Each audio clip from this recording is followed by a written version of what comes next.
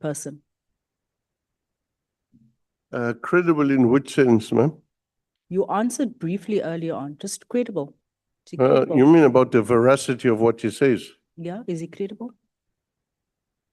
He usually is on that, but I would say not always. Okay. So There are usually is. instances when he makes an assertion and it's not provable. Right. Jackie Salebi, whom you referred to yesterday as your brother. So credible? when I said he was my brother and you did not allow me to respond, I meant before the controversy with, I think the guy was, I can't remember the name, Italian name guy who he took money from or something. But before that, Glenn Agliotti. yeah, that's probably the name. So my perception of him would change, especially when he goes to prison for that, for taking money. From an alleged drug dealer. Yeah, well, I mean, this alleged is maybe too soft. Yeah. So before that, I saw him as he had left the country earlier than us, set up the youth league and stuff outside. And when we came out of prison, he was there with the, the welfare in the old shell house. So you had somewhere to go. So he didn't come out high and dry from prison. Okay, thank you. But if when it becomes evident that he's done wrong, I can't continue to coexist and have the same affection for such a person. Okay. Is Sarah Jane Trent credible Yes. individual? Yeah. Perhaps excessively so. What was Ms. Trent's relationship to you? She was a very close confidant. Confident. Okay. Yeah. You testified that information received from O'Sullivan was credible, right? Jumping from that now, how many successful convictions resulted directly from information provided by Mr. O'Sullivan? So information is, like I indicated, lights the fuse. But that's only the beginning of the process and gets our attention to look there. But really, there's a lot more work that goes in afterwards. So there's nothing you can ascribe solely to his information that he gave. But just give us off the top of your head, 1, 2, 3 of these investigations. Patlani. Excuse me? Patlani. Patlani, you consider that successful? Has there been a prosecution? Yeah, absolutely. He's got 2 cases he must answer for. Okay. So it's the information led to a prosecution. We would not have been looking at Patlani if the initial fuse was not lit. All right. If it wasn't for Paul O'Sullivan and Ms. Trent. Well, there was a lot of hard work that went into it after that, like at least about 18 months, 2 years work after that. Okay. Unconnected to O'Sullivan. What was the nature of Mr. O'Sullivan's engagement with IPID during your time? Was he an informant, a source, a consultant? What exactly was he? I wouldn't even call him an informant. He was obsessed with corruption, fighting it. Because he was giving you information, does that not come from an informant? Well, sometimes it's a little bit more than an informant, because informant, as the Honorable Member mentioned, you have to give them something. Paul, we gave nothing to. Okay. And Sarah Trent, Jane Trent, also gave nothing to her? Nothing to her. Okay. She will volunteer if ever there's a fight against corruption, she will stand there. So she was also just an informant, a consultant? Well, more about the archivist and categorizer of public documents, because this was a headache to put together even. But because there were people, various people who were able to store the stuff. I mean, I've burnt my papers long ago, so I didn't have papers. I wanted to walk past this phase of my life, but other people found the documents. Did you ever communicate with Ms. Trent about ongoing or active investigations within IPID? No, not that I can recall. Okay. Did you ever provide her with information? Not that I can recall, yeah. Okay. How frequently were you in contact with her regarding investigations or matters related to IPIT or SAPS and Mr. O'Sullivan? Once a month, twice a month? Maybe once a month, yeah. Maybe once a month, okay. I want to take you back to mid-2016, specifically June of that year. Can you recall which major investigations or matters you were involved in at that time? Not specifically, it's 10 years ago. Okay.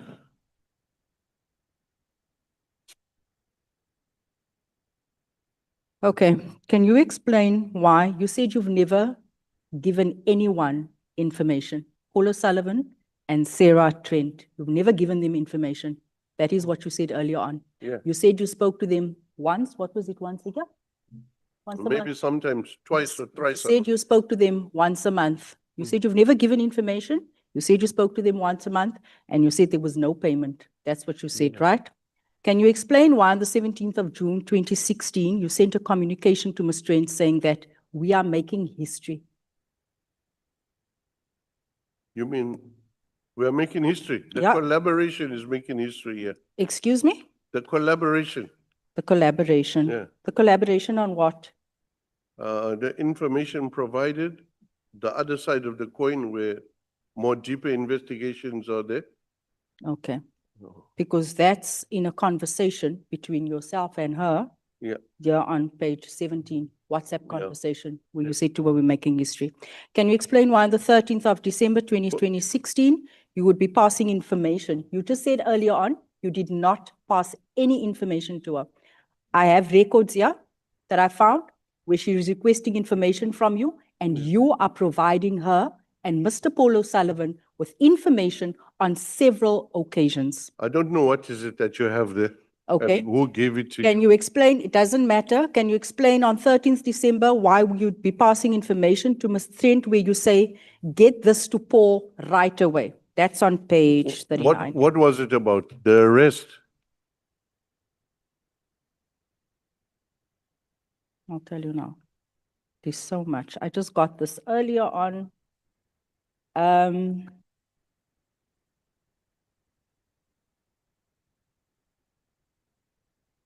SAPS case registered, previous communication there. Before you respond, you send a two text, one at 7:17 and one a minute later. SAPS case registered on 12th of the 12th, Bedford, case number 159-12-2016, suspects McBride, Sibia, O'Sullivan, and Kutsia. Charges for treason, conspiracy for murder, defeating the ends of justice, and you say, get this to Paul right away. Yeah, so this was in Kabinde. But you just said you never ever gave them information. You said that they were providing you information. Oh, okay. Here you are giving them a case number, and you are saying to Sarah, get this to Paul right away. Yeah, they were not aware that there's a conspiracy against them. It's about arresting people, which was a harebrained scheme of. So you are even protecting Mr. Paul O'Sullivan and Sarah Jane Trent. Oh, remember, I'm involved there. Yeah, My name is there. your name is here, but you just earlier on testified that you did not give information to these individuals. Yeah, but the issue You is, testified earlier on that you only speak to these individuals once a month, and the records reflects that you spoke to them once a day, all day long.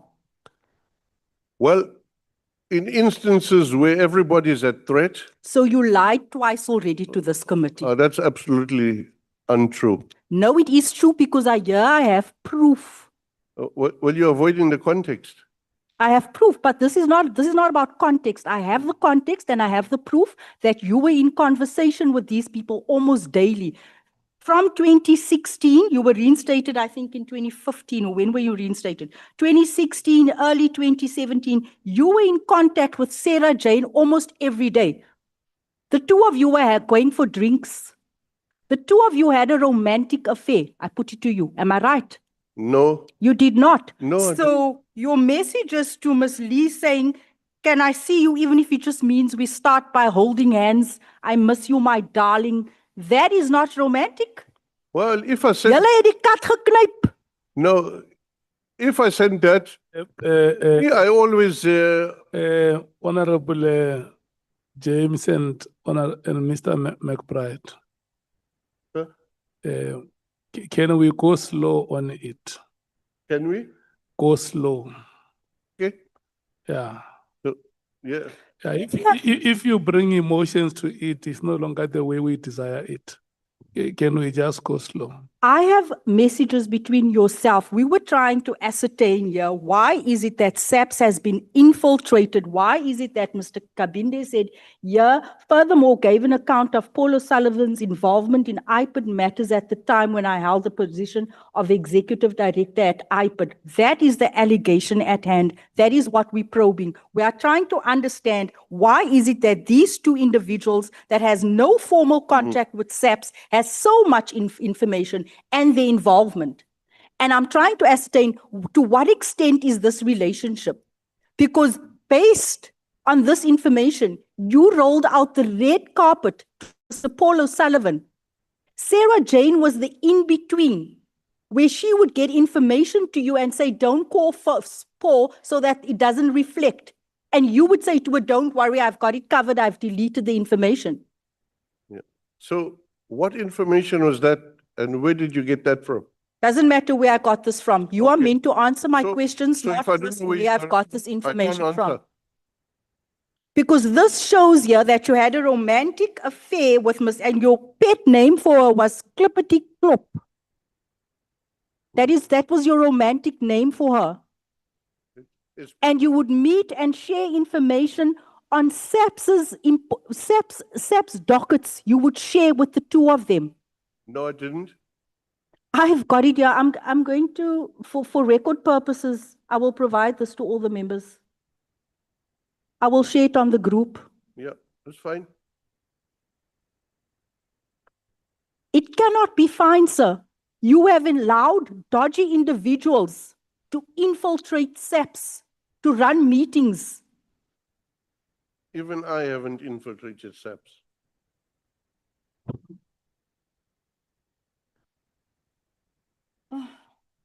So I put it to you that the communication in our possession demonstrates that Mr. Paul O'Sullivan and Ms. Trent were deeply and possibly excessively involved in the work of IPID, and that you permitted two private individuals to embed themselves within IPID's investigation process. And effectively, they're operating as a parallel or a shadow structure that influenced or infiltrated with investigations. Do you dispute this? Yeah, disputed. The two cases Patlani is facing got nothing to do with O'Sullivan or his associates. It's a pure clean case against Patlani.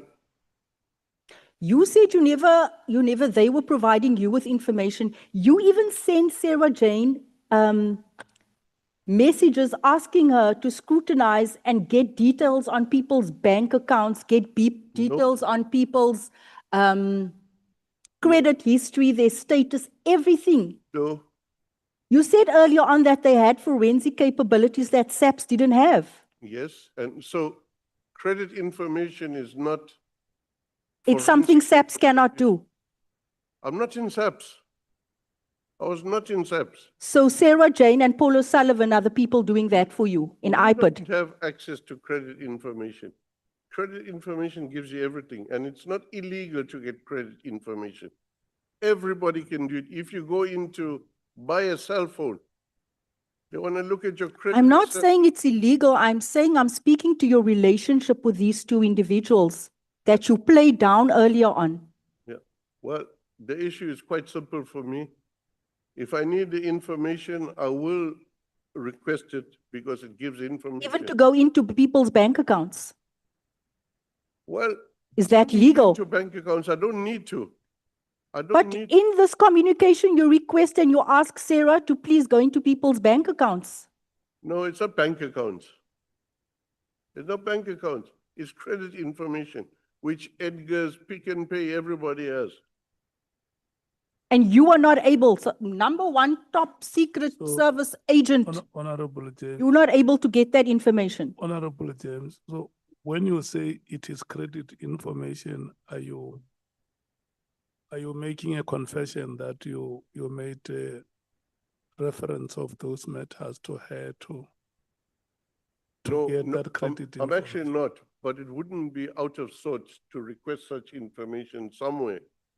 Normally, we would create internally our own capability to do that, but that would cost money. No, okay. She says to you bank accounts, Yeah, and you say, no, it's not bank account, it's credit information. yeah. What is the context within which that credit information was requested? Or because you get information on cars, houses, connections, who drives cars. That's what you get. Yes, credit information of who?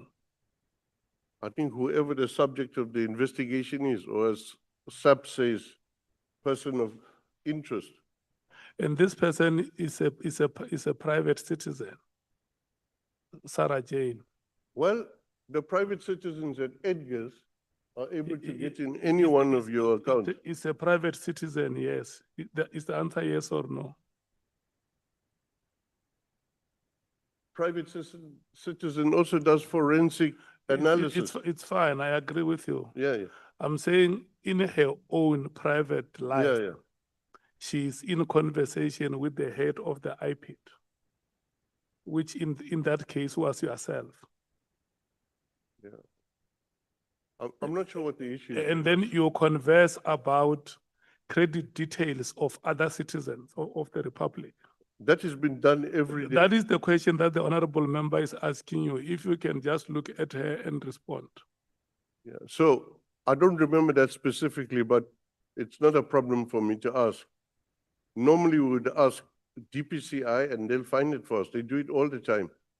So why didn't you ask DPCI? Why do you go to a private individual to get all your information from? Earlier on, you were hell-bent on telling us that they were providing you with information because SAPS did not have the forensic tools. And now you are saying that, no, actually we do have it. We can actually get it from DPCI. Well, that's what we did afterwards. That's what Afterwards, but the fact remains you lied because you said SAPS does not have the tools in place. No, I for didn't say this. SAPS. You said we don't have the forensic IPID. expertise. IPID. But still, it IPID falls is not within SAPS. SAPS. So you go to a private individual, sir. I'd go wherever I have to go. You go wherever, even if it's breaking the law. Let's do like this so that the exchange must not be heated. I want you to have a cordial conversation. Can we go slow on it? I don't have time to go slow. I will give you that time where I interjected.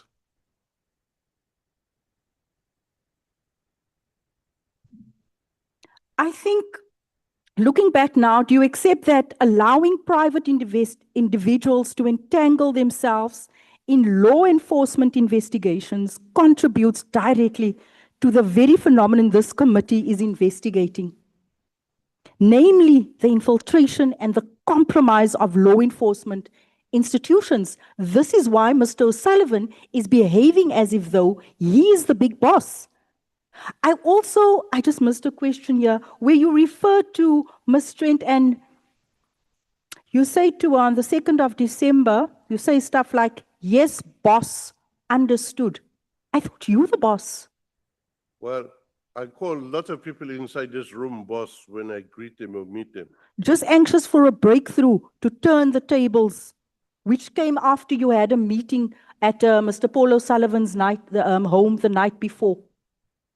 And you claim that you don't have a close relationship with these people. You're going for prize, you're meeting at Papa's in Sandton, at all over. You're sitting by the swimming pool, having whiskey with them. You have a friendship with them. Is that still just a business? Which swimming pool is that? I don't have time to go through here. This is a very thick document, Chair, but it's in here. So the source of the document is what? It doesn't matter. That's my source. You didn't disclose, you know. Yeah, you cannot disclose your source. I will not disclose my source. Okay. Fact of the matter is, the one thing in Kabinde van almal kom hierso en hulle vertel ons 'n bondel leuns and we're not able to establish the authenticity of the information they put before us. And we as MPs have to go the extra mile to make sure that we get credible information. to verify what you have been Not put sure in it's here. credible. The one thing Mr. Nkabinde was right about is the fact that you have rolled out the red carpet for Mr. Paul O'Sullivan and all these other cronies. Thank you, Chair. Yeah. Thank you so much, Honorable James. It's now 10 minutes before 6 o'clock. I'm going to give you a 10 minutes break. When we come back at 6, the next speaker who must be seated exactly 6 o'clock, 18 hours, is Honorable Sangol. Exactly 6 o'clock, she starts asking questions. May you please stand up and leave the chambers. You will come back shortly before 6.